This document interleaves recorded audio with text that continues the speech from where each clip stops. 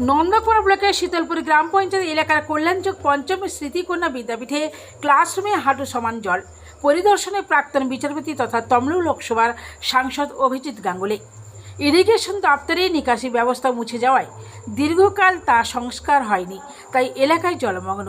বেশ কিছু বাড়ির মধ্যে জল টইটম্বুর।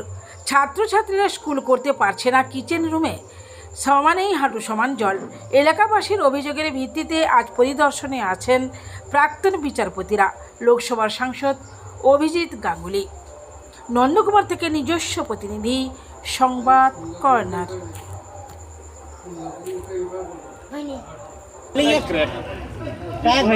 ভেঙে পড়লে আর সব মেয়েরা বুঝছেন পুরো 700 জন মেয়ে, পুরো মেয়ে স্যার। আবার আমাদের ডাকেন, আমি এখানে তো সেই প্রত্যেকবারে ডেকে মিটিং করেন। আমরা এখানে করতে চান বলতে যদি মানে যেভাবে আপনি দেখলেন এটা যদি বলেন তাহলে এখানে একটা নতুন বিল্ডিং করার মতো, তাহলে একটু উঁচু করে বিল্ডিং করা যেতে পারে। এই বিল্ডিংটাকে নিচের দিকে পার্কিং ছাড়া একে তো আর কোনোভাবে 700 মেয়েরা পড়ে সেকেন্ড ফ্লোর থেকে, ফার্স্ট ফ্লোর থেকে পড়ে, গ্রাউন্ড ফ্লোরটাতে কিছু হয় না। ওই সাইকেল রাখার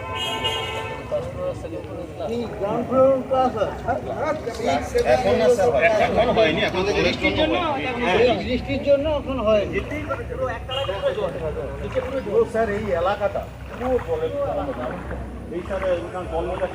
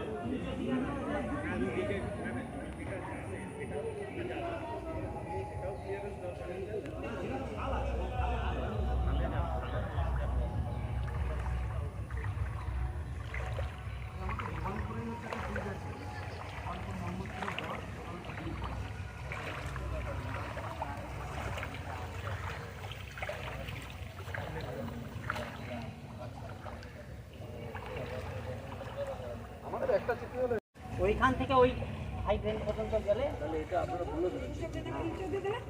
ন্যাশনাল হাইওয়ে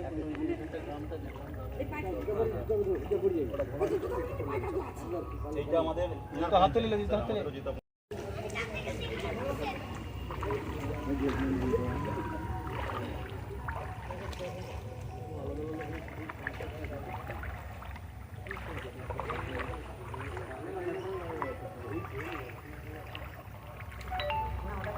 স্কুল পরিদর্শনে এলেন, কি দেখলেন? দেখলাম, আমি এসেছিলাম, এখানে একটা গার্লস স্কুল আছে, এখানে একটা গার্লস স্কুল আছে,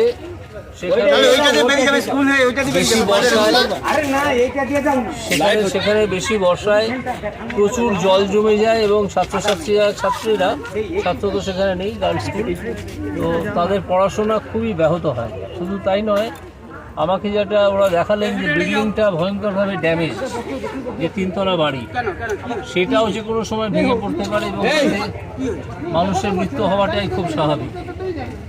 তো প্রথমে যেটা চেষ্টা করতে হবে সেটা হচ্ছে স্কুলটাকে যদি অন্য কোথাও শিফট করা যায়, আপাতত যতক্ষণ না একটা বিল্ডিংটা রিপেয়ার করা হচ্ছে বা অন্য একটা নতুন বিল্ডিং করা যাচ্ছে, 1 নম্বর সেটাই প্রায়োরিটি দিতে হবে। সেকেন্ড হচ্ছে জল বেরিয়ে যাওয়ার ব্যাপারটা, যেটা এনারা বলছেন যে national highway authority of India তারা যদি সামান্য উদ্যোগ নেয়, তাহলে এখানে একটা নালা আছেই অলরেডি, সেটা অনেকটা উঁচু, সেখান দিয়ে জাস্ট জলটা বেরোচ্ছে না, সেই নালাটা খানিকটা নিচু করে দিলে সেখান দিয়ে জল বেরোতে পারে, বা একটা অল্প কিছুটা নালা কেটে দিয়ে ওখানটা জুড়ে দিলে সেখানটাও বেরোতে পারে, নিচু করে যেখানটা অলরেডি আসে নালা।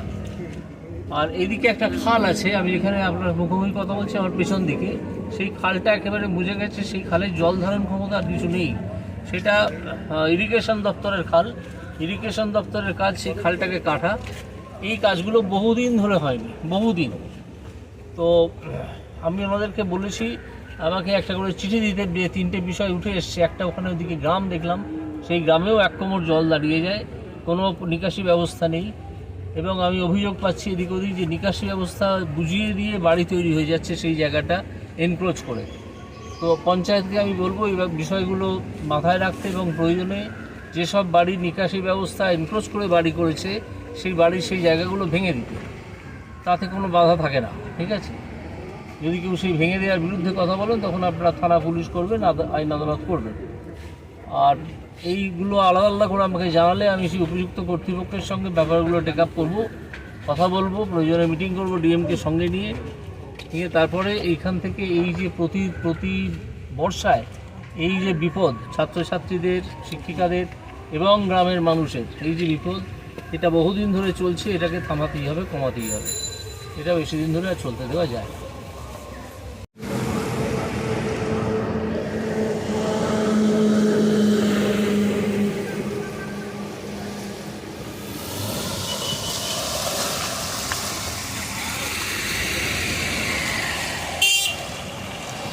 স্কুল পরিদর্শনে এলেন, কি দেখলেন?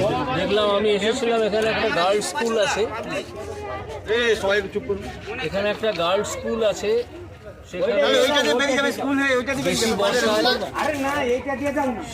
সেখানে বেশি বর্ষায় প্রচুর জল জমে যায় এবং ছাত্রীরা ছাত্র তো সেখানে নেই, গার্লস স্কুল, তো তাদের পড়াশোনা খুবই ব্যাহত হয়। শুধু তাই নয়, আমাকে যেটা ওরা দেখালেন যে বিল্ডিংটা ভয়ঙ্করভাবে ড্যামেজ, যে 3 তলা বাড়ি, সেটাও যে কোনো সময় ভেঙে পড়তে পারে এবং মানুষের মৃত্যু হওয়াটাই খুব স্বাভাবিক।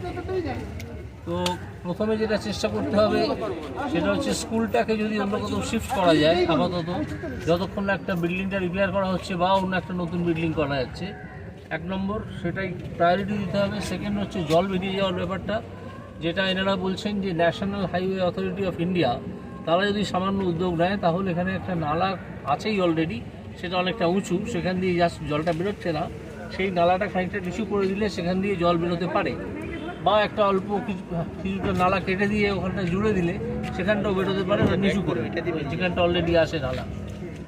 আর এদিকে একটা খাল আছে, আমি যেখানে আপনার মুখোমুখি কথা বলছি আমার পেছন দিকে, সেই খালটা একেবারে বুঝে গেছে, সেই খালের জল ধারণ ক্ষমতা আর কিছু নেই, সেটা ইরিগেশন দপ্তরের খাল, ইরিগেশন দপ্তরের কাজ সেই খালটাকে কাটা। এই কাজগুলো বহুদিন ধরে হয়নি, বহুদিন। তো আমি আমাদেরকে বলেছি আমাকে একটা করে চিঠি দিতে, 3টে বিষয় উঠে এসছে। একটা, ওখানে ওদিকে গ্রাম দেখলাম, সেই গ্রামেও 1 কোমর জল দাঁড়িয়ে যায়, কোনো নিকাশি ব্যবস্থা নেই, এবং আমি অভিযোগ পাচ্ছি এদিক ওদিক যে নিকাশি ব্যবস্থা বুঝিয়ে দিয়ে বাড়ি তৈরি হয়ে যাচ্ছে সেই জায়গাটা এনক্রোচ করে। তো পঞ্চায়েতকে আমি বলবো এই বিষয়গুলো মাথায় রাখতে এবং প্রয়োজনে যেসব বাড়ির নিকাশি ব্যবস্থা এনক্রোচ করে বাড়ি করেছে সেই বাড়ির সেই জায়গাগুলো ভেঙে দিতে, তাতে কোনো বাধা থাকে না, ঠিক আছে। যদি কেউ সেই ভেঙে দেওয়ার বিরুদ্ধে কথা বলেন তখন আপনারা থানা পুলিশ করবেন, আইন আদালত করবেন। আর এইগুলো আলাদা আলাদা করে আমাকে জানালে আমি সেই উপযুক্ত কর্তৃপক্ষের সঙ্গে ব্যাপারগুলো টেক আপ করবো, কথা বলবো, প্রয়োজনে মিটিং করবো ডিএমকে সঙ্গে নিয়ে তারপরে এইখান থেকে এই যে প্রতি বর্ষায় এই যে বিপদ ছাত্রছাত্রীদের, শিক্ষিকাদের এবং গ্রামের মানুষের এই যে বিপদ, এটা বহুদিন ধরে চলছে, এটাকে থামাতেই হবে, কমাতেই হবে। এটা বেশি দিন ধরে আর চলতে দেওয়া যায় না।